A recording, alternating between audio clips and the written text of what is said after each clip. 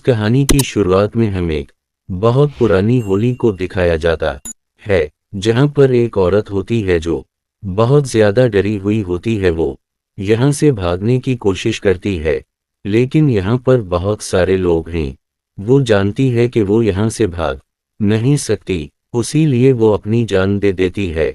इस घटना के कई सालों के बाद हमें नैका शहर में एक लड़की को दिखाया जाता है जिसका नाम एवी है। वो अपनी दोस्त के साथ फ्रीलांस केटरिंग का बिजनेस करती है ताकि वो अपनी गुजर बसर कर सके। ऐसे वो एक स्ट्रगलिंग आर्टिस्ट इसकी दोस्त उसी एक दाल नून अलिफ टेस्ट देती है। दरअसल ये कंपनी है जो इस तरह के लोगों के टेस्ट करवाती है जिससे वो पता लगा सकते हैं कि उनका इस दुनिया में कौन कौन फैमिली मेंबर है। और अब एवी घर आने के बाद अपना दाल नून अलिफ टेस्ट करवाकर कंपनी को भेज देती हैं, और जब उसे रिपोर्ट मिलती है तो उसे पता चलता है कि इसकी फैमिली से थी और वहां पर इसका कोई कॉजन भी है। एवे के कजिन को भी ये इंफॉर्मेशन दी जाती है कि उसकी कोई कजिन ससटर है, और अबीद को मैसेज आता है जो कि उसी के कजिन का होता है जो इसे चाय पर बुलाता है। हालांकि अलिफ वाओ की दोस्त कहती है कि तुम्हें वहां पर नहीं जाना चाहिए, लेकिन ईव का इस दुनिया में अब कोई नहीं बचा। उसके माँ बाप की कई सालों पहले मृत्यु हो चुकी है। सैयद यूं तय करती है कि वो अपने कजिन से मिलेगी। वो एक होटल में उसे मिलने के लिए जाती है, जहां पर इसका कजिन इससे बहुत अच्छे से बात करता है और बताता है कि हमारा खानदान बहुत अमीर है और बहुत जल्दी हमारे खानदान में एक शादी होने वाली है, तुम्हें भी वहां पर आना चाहिए। और एवी के पास इतने पैसे नहीं होते क्यों यहां से इंग्लैंड का टिकट अफोर्ड कर सके। इसका कजिन कहता है कि मैं तुम्हारे करवाऊंगा, और उसके बाद एवे कुछ दिनों के बाद इंग्लैंड चली जाती है, जहां पर एयरपोर्ट पर इसका कजिन इसे रिसीव करने के लिए आता है, जिसके बाद वो उसे इस जगह ले जाता है जहां पर वो रहता है। ये एक बहुत बड़ी हवेली, बहुत बड़ा महल होता है। रसल एवी का जो कजिन है वो अपने परिवार के साथ उसी महल उसी हवेली में रहता है, क्योंकि वो सब इसके लिए काम करते हैं। यहाँ पर जो इस हवेली का मालिक है उसका नाम होता है वाल्टर। अलिफ वाओ का कजिन उसे से मिलवाता है। वाल्टर वाओ से बहुत अच्छे से बात करता है। यहाँ पर शादी की तैयारियां भी चल रही होती हैं, और जब एवी हवेली के अंदर जाती है तो देखती है कि हवेली अंदर से बहुत ही शानदार है। यहाँ पर ईव को इसकी एक सुरंग दी जाती है जो इसे इसका कमरा दिखाती है। साथ ही उसे यहाँ के कुछ रूल्स बताती हैं जिसके मुताबिक वो लाइब्रेरी में नहीं जा सकती। वो कहती है कि अगर आपको कुछ भी चाहिए हो तो आप बाहर मत आना, सिर्फ बेल बजा देना, मैं आपकी खिदमत के लिए आ जाओगी। ये अब खिड़की का पर्दा हटाती है और देखती है कि खिड़की पर लोहे की शार्प रोड्स लगी होती है, जिसे देखकर वो हैरान होती है। वो सरूनगट से पूछते हैं कि रोड्स कसले हैं। वो बताती हैं कि कभी कभी परिंदे अंदर आ जाते हैं, उसी लिए रोटस को लगाया गया है ताकि परिंदे अंदर आएं, और इसके बाद वो चली जाती। एवी यहाँ पर रहकर बहुत खुश है। वो अपने दोस्त को वीडियो कॉल कर के बताती है कि यहाँ पर सब कुछ अच्छा है, मैंने कभी इतनी अच्छी जिंदगी के बारे में नहीं सोचा था। रात को वाल्टर भी इसके कमरे में आता है और इससे पूछता है कि यह सब कुछ ठीक है। वाल्टर जो इस हवेली का मालिक है, इस के बात करने के तरीके से ऐसा लगता है जैसे कि वो ईव को पसंद करता है। अब एवाओ जब रनिंग करने जाती है तो देखती है कि हवेली के पास ही एक इमारत है, जिसे देखकर वो रुक जाती है। इसे वहां पर एहसास होता है कि कुछ ना कुछ है। रात को जब बीवी सोती है तो उसे एक सपना आता है जिससे वो डर कर उठ जाती है और इसे प्यास लगी होती है। उसी लिए उभार आती है, जहां पर वो देखती है कि सब काम करने वालों को लाइन पर खड़ा किया गया है और इनमें से एक को लाइब्रेरी की सफाई करने के लिए अंदर भेजा जाता है। और तभी यहाँ पर अलिफ वाओ की प्राइवेट सरूसीनत आ जाती है और इसे कहती है कि आपको इस तरह से रात को बाहर नहीं आना चाहिए, मैं आपके लिए पानी लेकर आती। नीव अंदर चली जाती है तरफ हमें इस लड़की को दिखाया जाता है जो लाइब्रेरी की सफाई करने के लिए गई थी, और जब इस सफाई कर रही होती है, ऊपर ही का करती जो लटकी हुई होती है, एवी को पकड़कर अपने साथ ले जाकर मार देती है। अगली सुबह दिखाया जाता है कि लिफवाओ के लिए वाल्टर एक बहुत ही शानदार ड्रेस भेजता है, क्योंकि यहाँ पर जो शादी होने वाली है उसकी रात को पार्टी है। सबसे हैरान करने वाली बात यह होती है कि ईव ने अभी तक यहाँ किसी दुल्हन को नहीं देखा।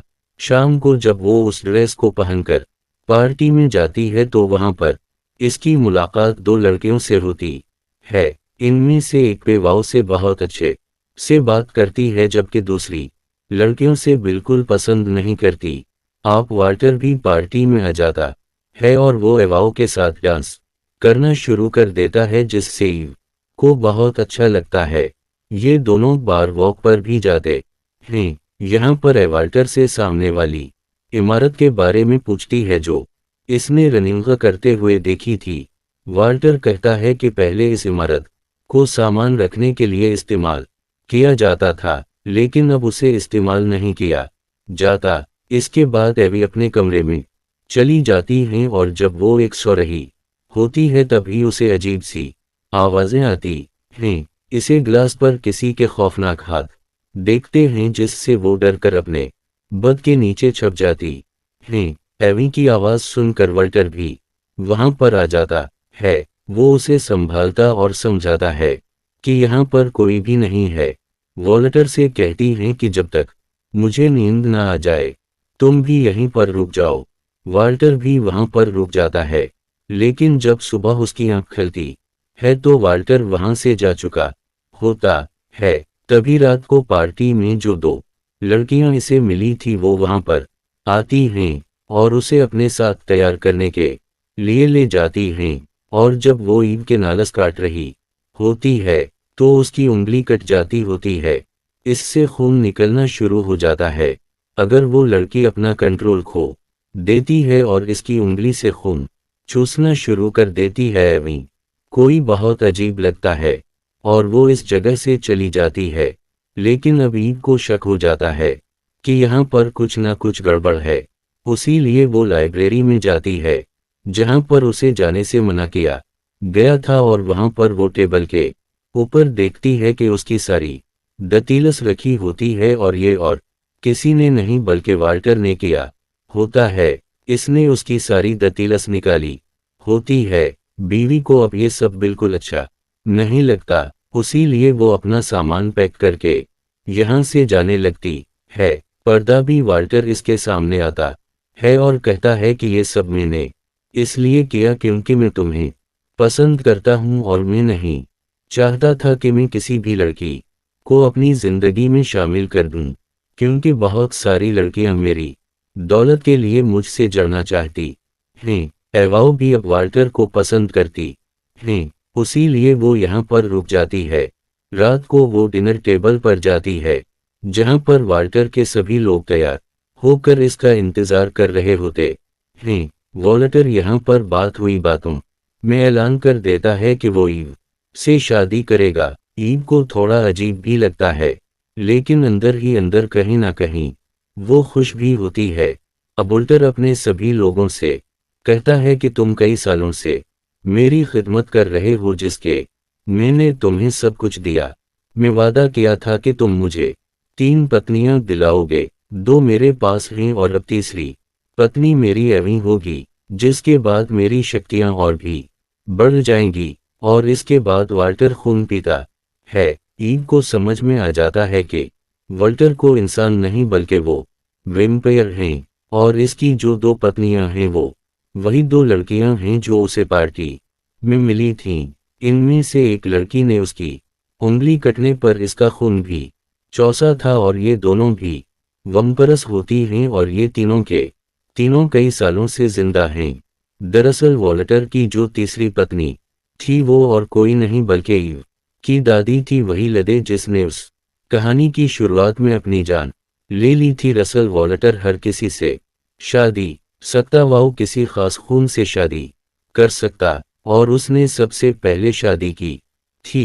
एवे की दादी से, जो इसकी तीसरी पत्नी थी। इसके बाद इसकी शक्तियां और भी बढ़ गई, लेकिन एवे की दादी के मरने के बाद इसकी शक्तियां कम हो गई। और अब अगर उसने अलिफ वाव से शादी कर ली, क्योंकि इसके अंदर भी उसी की दादी का खून है, तो एक बार फिर से रिचुअल पूरा करने के बाद इस की शक्तियां और ज्यादा बढ़ जाएंगी। हुई अब यहां से जाना चाहती है, लेकिन वॉल्टर उसे रोक लेता, इसे समझाता है कि अगर तुमने मेरी बात मानी तो तुम हमेशा के लिए जिंदा रहोगी, तुम्हें कभी कोई बीमारी नहीं होगी, तुम्हारे अंदर बहुत ज्यादा ताकतें आ जाएंगी और इस दुनिया की हर एक चीज तुम्हारे कदमों पर होगी।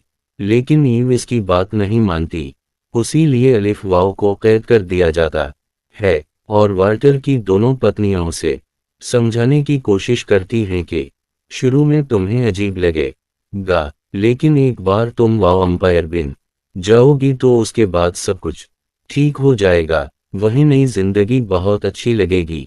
लेकिन ईव इस जिंदगी को अकपट नहीं करना चाहती, वो दोनों यहाँ से चली जाती हैं। इसके बाद वो बूढ़ी लेडी, जो एवी की सरूरंट है, वो ईव के पास आती है। वो कहते हैं कि तुम यहाँ से भाग जाओ, नहीं तो तुम्हारी जिंदगी कभी भी नॉर्मल नहीं हो पाएगी। और एवी यहाँ से भागकर सामने उसी घर में चली जाती है जो कई सालों से बंद है। सबको पता चल जाता है कि अलिफ वाव भाग चुकी है, जिसमें उसकी मदद इसकी सरुंग ने की है, उसी लिए इसकी सरुंग को मार दिया जाता है। और अलिफ भागकर यहाँ से उस घर में छप जाती है जो सामने होता है, और सरुंग भी वहां पर आ जाता है, और ये भी किसी तरह से वहां से उसे उसी घर के अंदर बिन करके निकल जाती है और टाउन पहुंच जाती है, जहां पर वो एक बौद्धे कपल से मदद मांगती है। वो एवी की मदद करने के लिए तैयार हो जाते हैं। वो उसे अपने घर के अंदर बुलाते हैं और कहते हैं कि हम पुलिस को कॉल करते हैं। लेडी पुलिस को कॉल करती है और तभी एवी घर पर लगी फोटोज को देखती है, जिसमें वो वाल्टर के साथ होते हैं। वो समझ जाती है कि ये वाल्टर के लिए काम करते हैं और इन्होंने पुलिस को नहीं बल्कि को कॉल किया है। ये अब यहाँ से भागने की कोशिश करती है, लेकिन वो इसके सर पर हार करके उसे बेहोश कर देते हैं। और जब एवी को होश आता है तो वो देखती है कि इसके सामने वाल्टर है। वाल्टर इसे समझाने की कोशिश करता है कि अगर तुम वंपर बिन गई, मेरी पत्नी बिन गई, तो तुम्हें बहुत फायदा होगा, में कभी कोई बीमारी नहीं होगी, तुम बहुत ताकतवर हो जाओगी, साथ ही तुम्हारे पास इस दुनिया की सारी आय होंगी, सब तुम्हारे आगे जगेंगे। और अब एवी को ना चाहते हुए भी इस की बात माननी पड़ती है और उसी रात शादी की सारी तैयारियां हो जाती हैं। और अब वाल्टर एवी से कहता है कि तुम्हें मेरा खून पीना होगा, और इसके बाद वो वाल्टर के हाथ को काटकर इसका खून पीती है, जिसके बाद इसके अंदर असीम शक्तियां आ जाती हैं। और अब वाल्टर को भी इसका खून पीना था, जिसके बाद इसकी शक्तियां बहुत ज्यादा बढ़ जाएंगी। लेकिन एवी उसे अपना हाथ नहीं देती, इसे खून नहीं पीने देती और वहां पर आग लगा देती है। साथ ही वो वाल्टर के ऊपर हमला करके उसे जख्मी कर देती है। वाल्टर अब बहुत कमजोर हो चुका है, इसके बाद ही भी यहाँ से जाने लगती है, लेकिन वाल्टर की जो पत्नी होती वो इसके ऊपर हमला कर देती है और कहती है कि तुम वाल्टर को नहीं मार सकती, वाल्टर जिंदा रहेगा, हजारों सालों से हम जिंदा हैं और यहाँ के रूलर्स को कोई नहीं तोड़ सकता। हमें वाल्टर को अपना खून पिला नहीं होगा, क्योंकि अगर वाल्टर मारा गया तो हम भी मारी जाएंगी। और इसके बाद वो ईव के ऊपर हमला कर देती है और वो ईव को मारने वाली होती है कि तभी वाल्टर की दूसरी पत्नी दिल की बहुत अच्छी होती है, इस पर हमला कर देती है। ये दोनों एक दोस्त करते हैं। दरअसल वाल्टर की दूसरी पत्नी जो दिल की अच्छी है, वो इस जिंदगी से परेशान हो चुकी है और अब इसे मुक्ति चाहिए। ये दोनों के दोनों जब लड़ रहे होते हैं तभी ये दोनों एक दूसरे का खात्मा कर देते हैं। वह वाल्टर जो बहुत कमजोर हो चुका है, वो ईव को पकड़ लेता है, क्योंकि वो इसका खून पीकर रिचुअल पूरा करना चाहता है। ताकि उसकी शादी इससे हो जाए और एक बार फिर से वो ताकतवर हो जाए। लेकिन अलिफ वाओ इसके ऊपर हमला करती है और इसे आग में फेंक देती हो। बहुत कमजोर हो चुका होता है, उसीलिए उसका खातिमा हो जाता है। इसके बाद एमी यहाँ से निकल जाती है और 2 हफ्तों बाद दिखाया जाता है कि वर्टर का खून पीने के बाद उसी की तरह वैम्पायर बन चुकी है। इसके अंदर बहुत शक्ति है और वो अपनी दोस्त के साथ मिलकर उसी आदमी को ढूंढने निकल पड़ती है जो इसका कजिन बनकर इसके पास आया था ताकि इससे अपना बदला ले सके। और उसी के साथ ये फिल्म यहीं पर ख़त्म हो जाती है।